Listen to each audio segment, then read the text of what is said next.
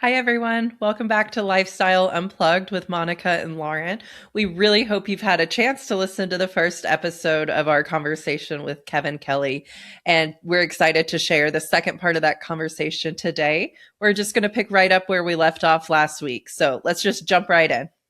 I'm Monica Hollins. I'm Lauren Brown. I have about 25 years building community with both private and government entities. And for more than 15 years, I've been creating events and experiences from corporate gatherings with 5,000 to 6,000 people to neighborhood events through HOAs and lifestyle. About 15 years in HOA management, starting as a lifestyle director and moving to a community manager. But the entire time really focusing on building that community all the way through. I'm currently the program director for a leading developer in Idaho. I started my own company, Outside the Box Consulting. That's where I really work with developers on one end to make sure that we're building amenities that are intentional and that are going to be activated. And then on the flip side, I work with HOA management companies and I train lifestyle directors. And I have to say that's one of my favorite things I get to do.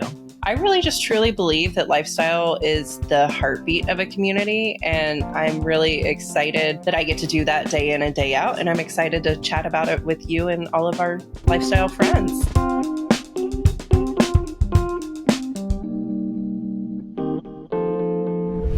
One thing I love about you, your book, and everything you do at Shook Kelley, it's like the importance you all place on storytelling.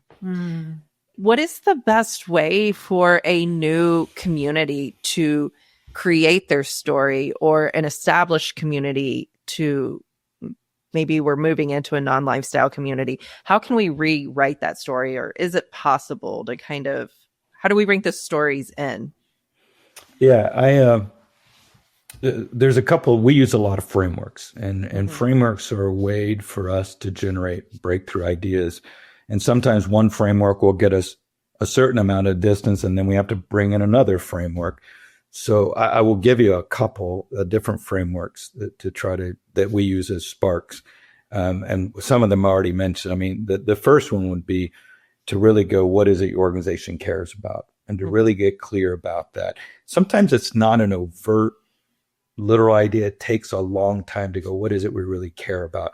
And, and sometimes the answer is they just care about profit. Well, if that's true, the customer is going to smell that, and you need to go, what else they care about beyond profit? But then go in the community, and every community, because we work in states all over the United States and we work overseas, every community cares about universal things, but then specific things. What Los Angeles people care about is different than what Oklahoma people care about. And so, in some communities I go to, they care about the backyard barbecue and the patio, and that is everything to them. And in other communities, they care about, the urban life. And so you need to get really clear about what are those things you care about, particularly the aspirational cares, and try to match them. So that's one framework. The second framework that I had mentioned earlier is how is your place putting the world back in balance? And if it's not, then it's just a commodity offering. If you're saying, well, we're not putting the world back in balance, we're just putting another product out on the market, it would be analogous if back in a while ago, you were putting a grocery store and we'd say, how is your grocery store putting the world back in balance? And Whole Foods had an answer to that. They had a very robust answer how they're putting the world back in balance. But if you weren't a grocery store like that, you were just a commodity conventional player. And therefore, the customer treated you like a commodity. A third framework that's really useful for us, and you might remember from the book, but we divide things into solutions, meaning, and experience. And that's what we think great brands have. And we believe the human is a solution-seeking species, that we wake up every day trying to solve a series of small, medium, and large-scale problems. Small being, I just need breakfast. Medium may be, I want to try to lose 5 pounds. A large-scale problem might be, I'm lonely and how do I meet friends, or I'm divorced, or I don't know what to do with my aging parents. I'm looking for meaning. These are the bigger problems. The little problems aren't as rich and don't generally have as much opportunity as the more challenging problems, but we are a solution-seeking species. So the first question you have to ask is, what solution are we solving? And if you're just solving housing, you go, well, a lot of people are solving that. The second field, we are a meaning-seeking species, and that we need meaning to explain why we age, why we get ill, why we die, why people fight, why countries go to war, why we're polarized. And we need people to help explain that in meaning. And meaning can come from religion. It can come from Harley Davidson. It can come from Whole Foods. It can come from a variety of places. But it's important to have a field of meaning, a kind of robust setting that explains that, which then leads to the third one. We are an experience-seeking species, and that we need experiences to stimulate our senses. And where I see people get it backwards is they develop an experience that has no meaning. It doesn't solve a problem. Your experience should be a manifestation of your solution and your meaning. And how do I know when an organization has done it well? Is when I can talk to the youngest person in the company, the oldest person, and they all say, this is the problem we solve. They don't have to get it exactly like a script, but in general. But when the youngest employees tell me one problem they solve and the older one or the middle-aged ones, everybody has a different problem they're solving, then that's when you know a brand's confusing. But we try to line up solution, meaning, experience into one universe. And this is hard work. There's no doubt to pull it together. But once we get that, then we make all our design decisions based on, does that do that? And I'll try to get specific here. And the prototypes we developed for Whole Foods, we listened to everything they were trying to do. And we believed at the time, they had not codified it, but we believe, this is pre-Amazon, we believe that they really were looking at Mother Nature and Mother Earth and what she had to say versus Monsanto. And so we did signage that had agrarian fields and people plowing with sickles, and we had little local farmers, pictures talking about how they grew their cucumbers. That was a field of meaning that we had to do. And then we had to think about that experience and that solution. In the Harley world, it's about freedom and rebellion and sticking it to the man. And so we develop a whole realm around that. I think it's a little hard to get started, but once you see a couple of examples, then you're like, oh, I get it. I know what we can do. My brain, I just love listening to everything because I don't know if you notice, I'm like writing down little notes just because. I hope it's okay. It's that's great. Sparking the fire. Yeah, I love it. I mean, something I'm really curious about, and I'm sure you are as well, is that we are definitely in a real pickle here in our society, and that, and I don't think there's any one person to blame. I think it's just a collection of things, and it's like life cycles, that we go through. But we are definitely in a time of reinvention. And we have everybody's trying to figure out how to adapt to this new uncertain world. And they're trying to figure out, it has on one level created a large sense of individualism of, I just need to get mine, but people know that that's kind of shallow and empty. And so they're trying to find, we are a cooperative social species. And so we know there's strength in numbers. So we're trying to figure that out. But the issue of young people that we talked about, it is the biggest concern. And we need to figure out, how they can live better and how they can get into places, because as we all know from Maslow's hierarchy of need, food is our first drive and shelter is our second drive. And people are looking for how to get on that path. And there's so much solution and meaning and experience and that. But I think what is hard for everybody, understandably, is we just can't take our old models and throw them into this new world we're in. We're really in a new sense, a new era of thinking about, well, what is it going to take to bring people together around places? And it's certainly a tough design challenge. It is. What's interesting is, we're talking about gathering around place. When you're looking at people, especially post-COVID, I think one thing COVID taught us is if you're going to have a clubhouse, you better have it where it could be indoor, outdoor, right? Because it's going to be closed up and you're going to lose that opportunity to really use that space. Because as people say, it's not if it happens again, it's when.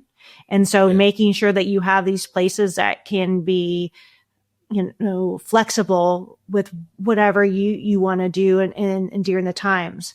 But where I was going from that is we saw from after COVID, this big shift towards wellness where people wanted to focus more on their own health and eating healthy and mentally. Because I think a lot of people saw how COVID really affected them or their kids negatively because of the social isolation. And then on the flip side, we hear about the social, the isolation, like the pandemic that we're seeing with more people are being isolated than we've seen before.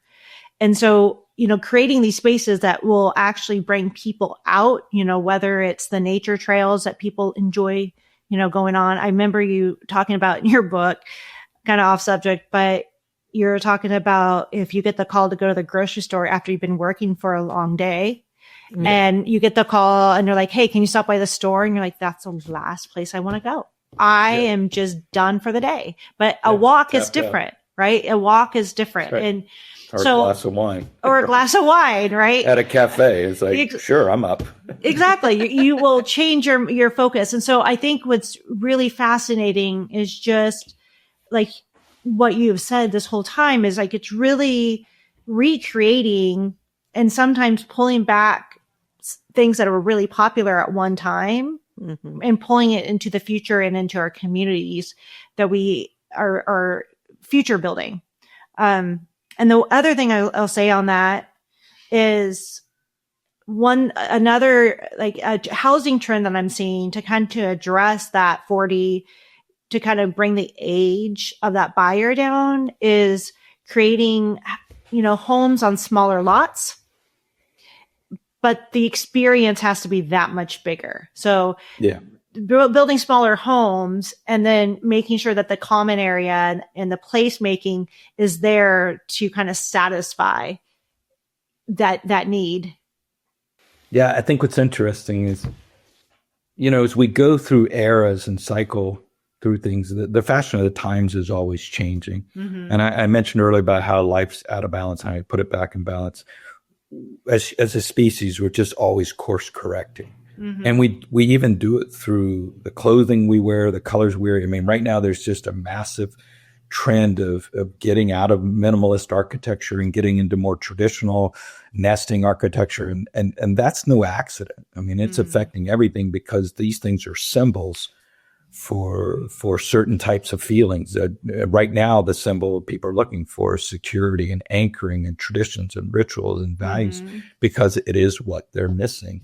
And so those fashion or those times are changing and people are looking for cues and triggers, and that is one of the words we look at is everything communicates. The handicap sign in your parking lot, the parking medallions, the bollards, the door handle, everything communicates. And when it doesn't say anything or it's not consistent with the message and it's just confusing, but when it's done incredibly well, then all of a sudden there's a resonance that happens like a tuning fork. And it's the same thing as we said in a movie, or if you go to a great city like Charleston, just everything starts connecting, right? You feel this sense, or Soho, that there's a real power in that. And, one, it's shifting gears, but related to it, the one thing we do whenever we go to a project or a development or organization, and they take us around and show us their properties, we try to divide everything into work versus payoff.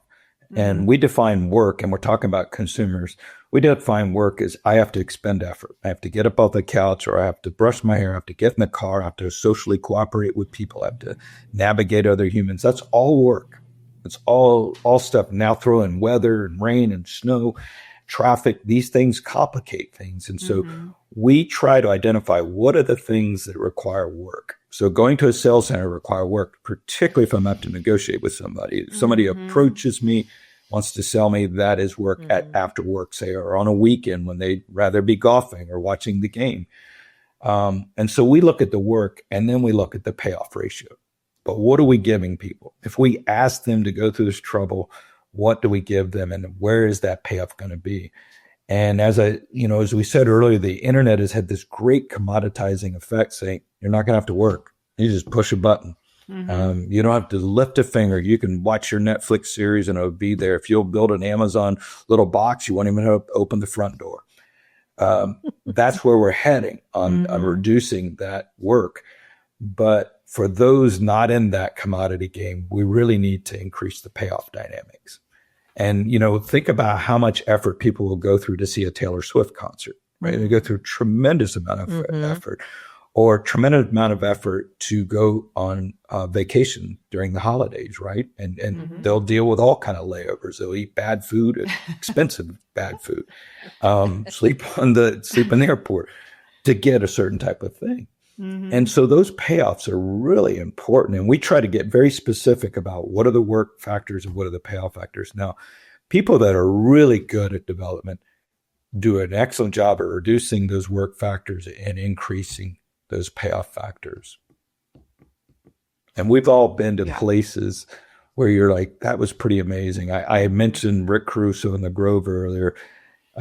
He makes his parking decks a great experience. He makes his escalators great. He makes his bathrooms one of the best experiences you ever have. He treats everyone like a first-class experience. And that's an amazing thing. And yet I can't tell you the number of high-end malls I go to that have terrible parking, disorienting, confusing, polluted parking decks that then take you through an elevator, a variety of things before you actually get to what would even equate to a payoff. That's good.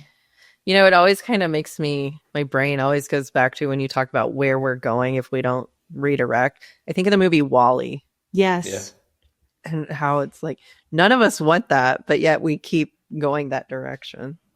I did a post. WALL-E's a big thing for me. So my whole life, it's probably my absolute favorite film. And, I think it is so present and so brilliant and that it is a love story. It's a love story about two machines who ironically rediscovered tenderness and kind of are trying to reboot civilization. And they're trying to figure out how do we get back to those things. And if you remember in WALL-E, the captain, everybody else can't get out of their chairs. They can't move and they're consumed with screens. And there's a company called By and Large, it's one omnipotent company, that has made convenience this single system, but it's actually weakened people. And, what we forget is that the ultimate end game of convenience isn't freedom, it's dependence on one company. And if we really want to have lives, we want choice. We want lots of options, not one giant company that creates fewer and fewer choices. And, without getting too political, that's my biggest concern is that the consolidation of companies into huge companies is reducing the ability of smaller and medium players, local and regional players to survive. And, we need that. Or we are just going to become a very linear, concrete society. And again, there's a lot of hope because young people are the course correcting agents that are saying, I've already seen my parents go through this and I don't want that life. And they're the ones demanding change. But we have a lot to deal with in terms of that. I think the predominant frame, and it's very hard to be a company and not be consumed with this, is this issue of price and convenience and variety, scale, essentially. But we have to remember that generally in any industry, there's only 1 to 3 players that will dominate that, and everybody else will not win that race. So the only way to play is not to run that race, but create your own race and get into sell a different type of thing. And the one thing we're not getting rid of is joy, delight, surprise, social accidents. These things are very powerful.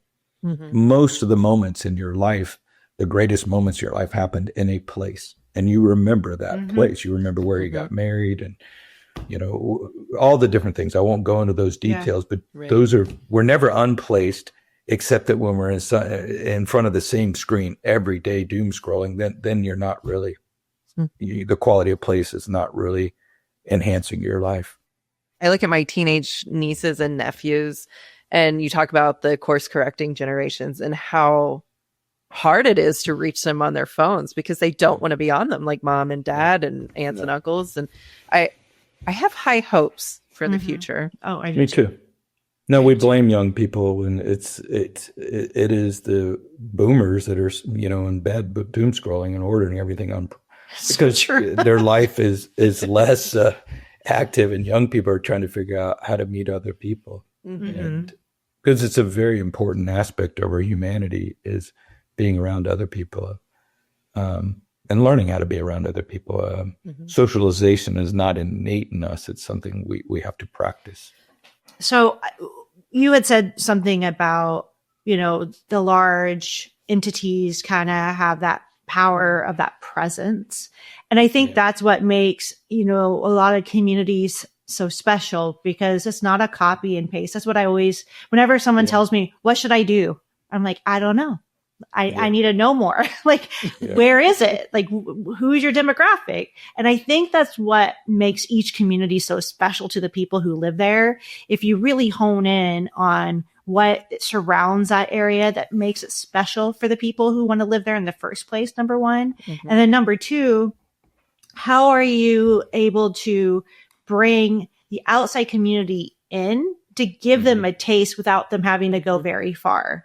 I use Dripping Springs, Texas as a great example that, being in Texas and close to Austin, we're all about barbecue around here. Yeah. And so when we have people moving in from all over the country, that's a part of our culture, right? The barbecue. And so why not bring that into the community and create an event around that? Because people want to be a part of it. There's people who've never barbecued the way Texans barbecue. It's just different. Right.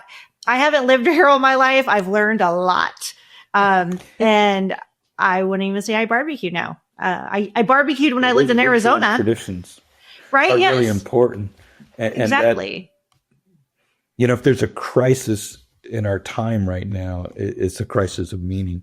And we did a lot of things to kind of get away from what we had, which were thick cultures with a lot of heavy-handed rules. And part of modernization was breaking free of all that. But then we got so free that we kind of lost those rituals and traditions. And those rituals and traditions did a lot for us. They helped define us and gave us those moments. And that cocooning we were talking about and nesting that we're seeing and going back to traditions is very anchoring for us. These are 1,000-year-old kind of ideas. And food is always one of the great ways to break bread with another, share values, talk about differences. I'm from North Carolina and Florida and other parts, but that barbecue is serious talk there. And so is it in Kansas and Texas. These are very interesting discussions. But that act of breaking bread with people does so much for us. It is one of the perfect bonders. And I think something else you said earlier, when you said when you meet with developers and home builders who are trying to figure out what to do, what I find is so hard to get people to do, the leaders, is to reveal what they care about. And I talked about cares earlier, but reveal is the key word. And the common answer I get from them when we start really pressing, and we have a certain technique we do, but when I go, well, why wouldn't you do that? And they're like, well, that's my personal opinion. And see, we think we should hold on our personal opinion, but customers don't actually want that. The one thing the internet has done to us is it rewards extremes. It rewards the lowest priced and the highest priced, the most sedate and the most outlandish. And so we need to be more extreme in our interview points if we want to cut through the noise.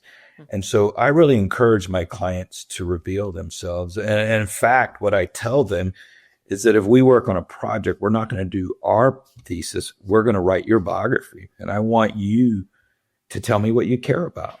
And I'll spend time. And, one of the things people often find funny is, a common thing for me to go to an organization is to go, wow, they're outmatched. They're outgunned. They're outmaneuvered. They don't have enough money to beat their competitors. Their prices are too high. They're not as convenient. And in those moments, it's scary. So what I do is I go, can I come to your home for dinner? I will go to my client's home and I will look around, because in their home is a biography of what they care about. And I can find everything. And some of the funniest stories we tell are stories that we derive from going to people's homes. leaders' homes and finding out that's what we care about. And the number one thing we always tell them, take that and bring it into your development, to your store, to your venue. I love that part where you talk about, I think it's that couple from Canada where you go in and you see that he was a butcher and then the wife enjoyed forgetting. Oh, yes. I love that. Yeah. They were, and they're on fire. Like you can't, since the book has come out, and had nothing to do with the book. They're just doing amazing. I mean, they're on top of it. And it's such a great story to see a small entity be able to compete against the international brands and win and succeed. One of the other stores that didn't make it into the book because of when the book came out was we just finished this Mexican grocery store chain in Costa Mesa, California called, it's Northgate is a brand, but the prototype we developed is called Mercado. And it has 12 puestos that are these little stalls, and it celebrates the authentic flavors and traditions and rituals of Mexican food. And it is unbelievable.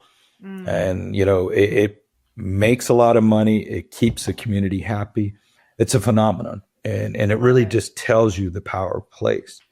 And that, again, was just listening to them and getting them to reveal what they care about in their venues. It is a hard thing to do. And, you have to really work at finding a way to help them get the courage. But I think that's a lot of what our jobs are, is to help people have the courage to put their cares out. And I feel like, just for our listeners to kind of pivot that, is taking the time to get out into your communities and go have dinner with some of your residents, figure out who they are so that you can take that and really direct your programming to match with who you're with. Yeah, definitely understanding it.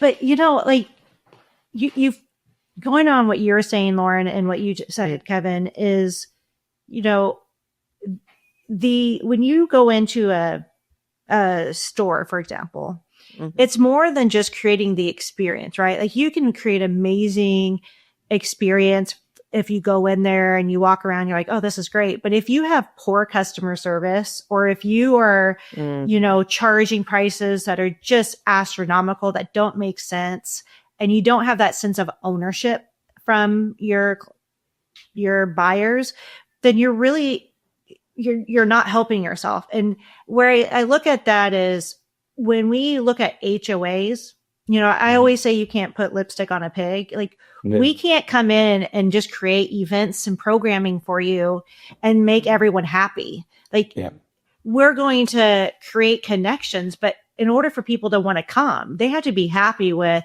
the development. They have to be happy with how the community is being managed, right? Because it's the whole package that comes together. It makes me think of HEB. I'm in Texas. And HEB was like, when I first moved here, everyone asked me if I'd been to HEB, and I didn't understand why. I was like, it's a grocery store, right? And they're like, yeah. Why is everyone asking me if I've gone to a grocery store? That's very foreign to me. No one's ever asked me when I moved to a new place if I'd gone to a grocery store. But what I found out with HEB, the first time I was there, I was amazed. But since, I've been here for 10 years, what I've noticed about HEB is not only is their experiences amazing when you go into the store, but they do so much for the greater community. They are good neighbors, right? They're the first ones that are going to the floods. They're the first ones there to support people when, the freeze happened. And so I look at that and how you can apply it to pretty much everything, whether it's commercial or whether it's our communities, and making sure that your actions match your words. Yeah. I mean, they're one of the best grocery stores in the United States. Our firm does a ton of grocery stores, and nobody wants to go against HEB. And one is their identity. Their identity is aspirational for Texans, and it's reflected through that. And it's very important that a place reflect your aspirational identity. And so they do that. Two, they're incredibly innovative. They're not afraid to make mistakes in an industry that is terrified of making mistakes. And it's really interesting. If you're if you're one of the traditional grocery stores, if you make a mistake, you're just pounded into the ground as an organization because it didn't work. But HEB does concepts that don't work all the time. They close them down to do another one. Mm-hmm. They have no problem doing a rapid fire innovation thing. And this need to experiment and to try big ideas, to do what we call the seemingly impossibles, is really important for organizations. But if you're only, like in football, if you're only running 2 and 3 yard gains, it's very hard to ever win a game. You've got to get a 60-yard pass every once in a while to really play in the Super Bowl. And they do it. They do it consistently and have an organization that does that. And it's really powerful. Mm-hmm. They're a great model to study, and we do study them a lot mm-hmm. for their ability to innovate. And we use that word innovate a lot, but I think we tend to think about as how does the company win? Mm-hmm. But really the thing is we need to be asking all the time is how does the customer win? And every moment, even down to where you were talking about with some of the clubhouses, we need to ask ourselves, how does the customer win? But it's very hard and understandable that we can't get out of our lens of going, can the company afford that? Do we want to deal with the maintenance on that? Do we want to deal with the capital cost? But the problem is every time we start with that, we only are doing a 1 or 2 yard gain. And what I tell my staff, I tell my clients, let's solve it in a vacuum first.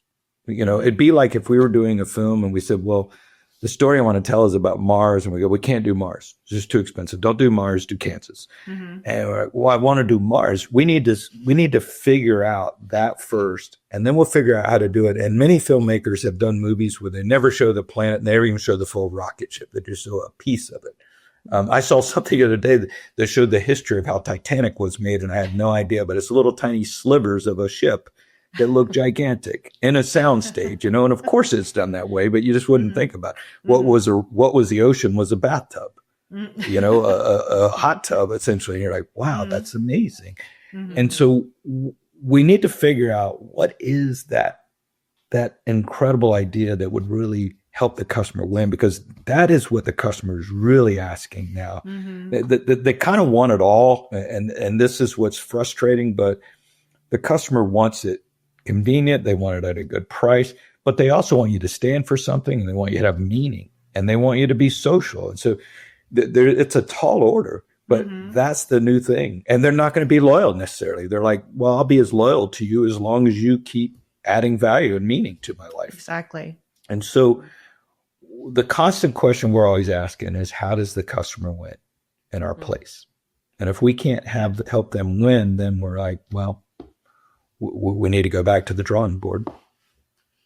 Have you been able to put an ROI on experience? Yeah. We try to put metrics to everything. Mm-hmm. So the one thing that's really helped us, and many firms are shocked when we show them, they're like, wow, we're just really impressed with how you guys measure everything. So the number of things we measure is really a long list, but we measure body language, where people stand, where they're social, where they're antisocial. We measure when people look irritated, when they look drained. We look at dwell times. We look at purchase frequency, visit frequency, velocity of movement of product. We're just constantly trying to measure things. And in fact, if we can't find a metric, we know we're in trouble. We're like, well, we need a metric to try to, and then we oftentimes want to game to that metric. We're like, well, what would be amazing? We work for a convenience store chain, and it took us forever to find a metric, but there was one convenience store chain that said we make our most money through dispensed drinks. Mm. And it took us a while. We were like, well, what would be a big, hairy, audacious goal? And they said, if we could sell 1,000 dispensed drinks a day in their stores, and they have tons of stores, we made that our goal, and we increased sales 85%. Not by changing the product, not by changing the price, not by changing the service level, just by changing the environment. That is probably the hardest thing that I have to prove to, not the hardest, it's easy for me to do, but it is the toughest question that they have in their mind is, does environment affect behavior? And once we show them, look, this is how we work as human beings. We look at our environment, we make decisions, it's all subconscious. And I can show 50 case studies of not changing the price, product, service level, but changing the results. That's cool.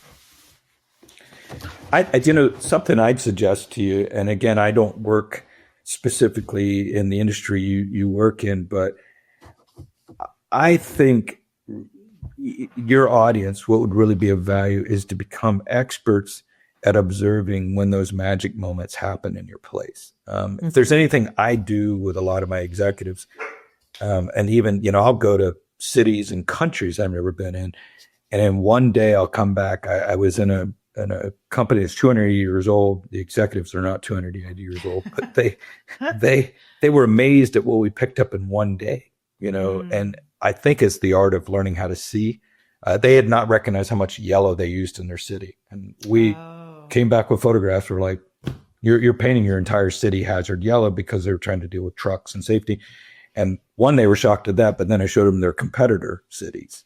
And those cities didn't have any yellow. And then we said, well, yellow suggests danger.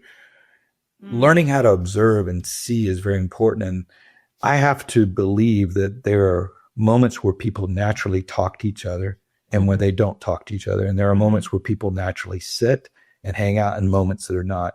And if you just have this full-time eye, and maybe use cameras and video as well if it helps, but to really start figuring out when and where that happens. And I'm consistently amazed. We developed a restaurant one time where we decided to base it, and it's in the book, we decided to base it on Friends and Seinfeld. It was in the 90s, just based on living room furniture.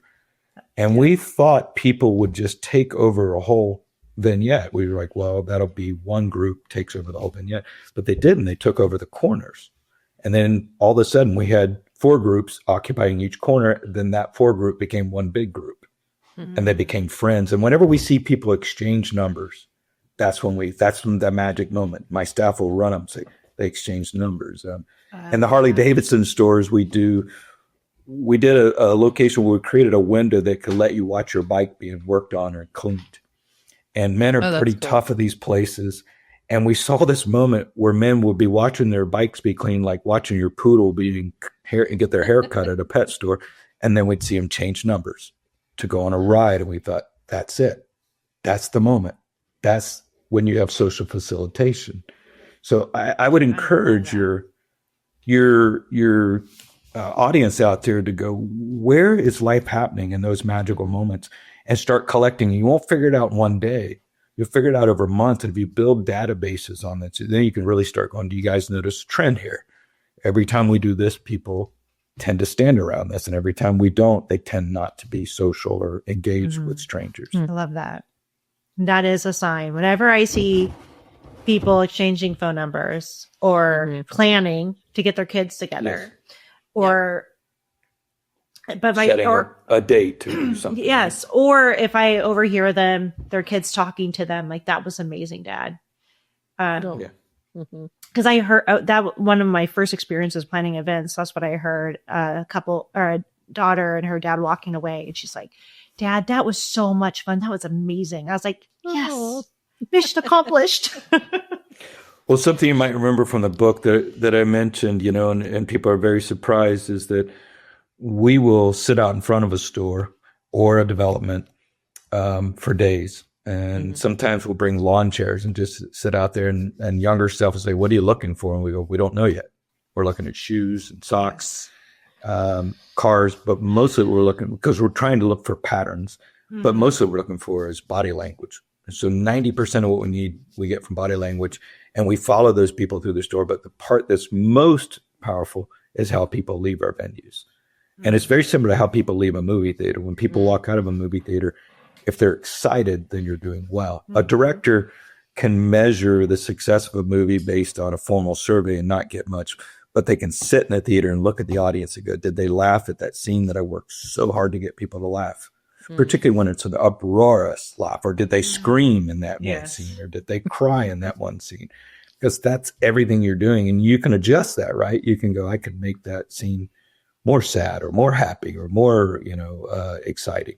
That to me is everything, is watching people leave just a clubhouse, leave a pool area, leave a weight room, and go, is something happening there? Is it powerful? Love that. Lauren, do you want to end with that last question? With the listener question? Yes. Yes. Okay, this is from one of our listeners. Being near people can still feel isolating and lonely. A few studies about the epidemic of loneliness show that densely populated cities tend to have more people suffering from loneliness than smaller communities. How do you build places that go beyond having opportunities to gather to feeling a sense of belonging and connection? Yeah. Yeah, we're very familiar with those kinds of studies. And, we need personal space. So it's not that we always need to belong. We need solitude and we need to own our space. And when we feel like we don't own our space, it's unhealthy for us. There's a really famous urban sociologist named William White who wrote that, got everybody going, really got Paco Underhill, wrote a book called Why We Buy, and others go. And one of his great observations was if you nail furniture down to the ground, people will not have a good time. And they want to pick one of the things that's fascinating when people go and sit down, they grab the chair and move it. And one of the reasons we move it is to own it. Oh, and one of the problems we have with the kind of hot seat office thing where you have flex office is you never have a space. You never have a space to call your own. And people can't put their favorite sport team up or their pictures up. And so there's this sense where we need our space. And in urban, dense cities, we oftentimes lose that sense of personal space. And we can be overwhelmed. We take for granted, but navigating humans takes energy. And particularly navigating humans when they're in a hurry is difficult. You can think about highway behavior, right? Trying to yield on a busy highway. And people say things they would never say. And the checkout of grocery store lines, things get really tense because people are uncomfortable. Now, spaces, I will tell you, exacerbate comfort. Some places create anxiety. So you have to do everything you can to reduce anxiety and to make people feel comfortable. But yes, there's on a spectrum. There's just like, there's information overload, but there's sensory deprivation too. And there's also too crowded and too lonely that we have to work within. Great question. Yeah. Sonic factors. I think the one thing we have to have in a sense of a place is a shared affinity, right? We have to have a passion. I went to the Netflix Stranger Thing event they just had, and it was super crowded, but everybody there loved Stranger Things. I wasn't a stranger. I don't dislike it. I just don't know about it. But it was very crowded. But for people that loved it, it was not too crowded for them. It was actually a celebration of their passion. So I think it's a matter of what we're sharing and what we're celebrating, what we're coming together. What's interesting about Stranger Things is that, one, it's my daughter's favorite show. But what I find fascinating, and it goes back to what you were saying earlier about going back to things that are comfortable. In Stranger Things, what I found funny is, I found funny because my daughter would start singing these old songs. And she'd act like they're like new songs. I'm like, are you kidding me? Like that? Yeah, I know. My daughter does that to me. Yeah. And, it's just kind of funny. She told me the other day that Ariana Grande, he said, did you know she used to sing, Dad? I was like, that's all I know her as. This is she thinks of her as an actress of Wicked. That's funny. Yeah. But it's hilarious. Yeah. It's amazing. But, because they're recycling songs from, they're not creating new songs. They're using songs that a lot of us can relate with and bring us to another place. So I think it's really fascinating how they use their soundtrack. And almost all of those shows, if you notice, particularly in the teen world, they're generally small towns. Yes. And I'm very observant of these things, and it's fascinating. There's small towns with a main street and ways of coming together, little accidents where people bump into each other, which speaks to what people are craving. They're desiring that. And we don't have that in modern life as much as we should. Yes. Opportunities for people to bump into each other. And Wally, one of the things you were mentioning earlier, serendipity there's a real power to serendipity. And when you go to places, even if you were just on your way to the market or something, there's something really powerful about running into people. And it's good and bad, right? Sometimes you don't run into them. There's something that happens that really helps us. I always tell people this, but I met my wife at baggage claim. Really? And that's awesome. At LAX. and she didn't live there, and we just happened to meet. And so that would have never happened. On a trip I thought about doing over a Zoom call, and my entire life changed, from that one moment. I love that. And I always tell people that, if you want to change your life, go out and do something. Go do anything. Just get out there and bump elbows and cultivate serendipity. Put your phone down. That is the thing that'll happen when you show up in life. But if we don't show up, then we're really, I don't know, life becomes too routine and too familiar, and it's not healthy for us. Which I think is a great message for our lifestyle directors to say to our residents. You need to show up. You need to try it. You need to get out. And I think you shared a lot that can be translated over to what we do on a daily basis. Oh, great. So thank you. Thank you. It's an honor and privilege to be a part of your show, and I hope to learn more about all the things going on. Thank you. It's an honor to have you on. Yes. We have a lot of excited listeners. I mean, good. We were pretty excited too, maybe a little bit. I mean, we're like 2 hours in, so we knew that this was going to be a long one. Good. Well, keep me posted on how things go. We will. Thank you so much. Really appreciate your time. All right, everybody. That concludes the conversation with Kevin Kelley. We hope you guys enjoyed it as much as we did. And another massive thank you to Kevin for joining us and sharing his time and his insights with us. Be sure to join us next week as Monica and I dive in and dissect these topics and really explore how they apply to our roles as lifestyle directors and community creators. Until then, we hope you have a great week, and we'll see you next week.